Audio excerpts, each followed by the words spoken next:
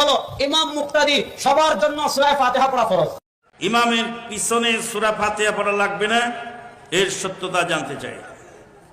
ইমামের পিছনে সূরা ফাতিহা যদি আপনি না পড়েন, তা আপনার ফাতিহাটা কে পড়ে দিবে?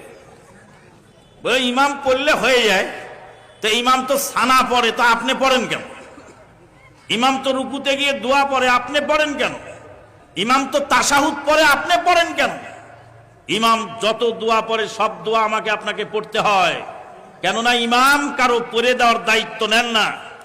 সহিহ মুসলিমে হাদিস এসেছে, ইন্নামা জুইল আল ইমামু লিউতাম্মা বিহি, ইমাম নিয়োগ করা হয় ইমামের নেতৃত্ব দেওয়ার জন্য। ইমাম যখন সালাতে দাঁড়ায়, ইজা কাব্বারা ফাকাব্বিরু, ইমাম যখন আল্লাহু আকবার বলে, তোমরাও আল্লাহু আকবার বলো। তাহলে ইমাম বললে আমাকেও বলতে হবে।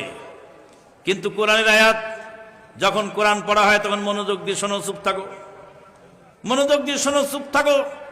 এই কোরআনের এই আয়াত সালাতের সাথে সম্পৃক্ত নয়, কারণ এই আয়াত নাজিল হয়েছিল মক্কায়, আর ফাতিহা পড়ার নির্দেশ আল্লাহর নবী দিয়েছেন মদিনায়।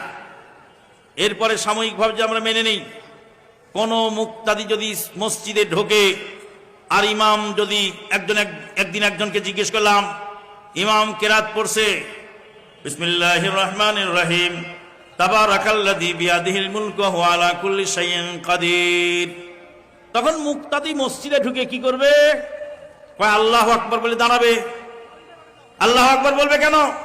ইমাম যখন পড়ে তখন চুপ থাকতে হবে, চুপচাপ গিয়ে দাঁড়ায় যাবে, আল্লাহু আকবার বলা যাবে না। কেন? ইমাম পড়তেছে, তখন তুমি পড়া অবস্থায় আল্লাহু আকবার বললে কেন? তুমি যদি আল্লাহু আকবার বলতে পারো, আমিও ফাতিহা পড়তে পারবো। Salafi.9 রাসূলের কথা বলে।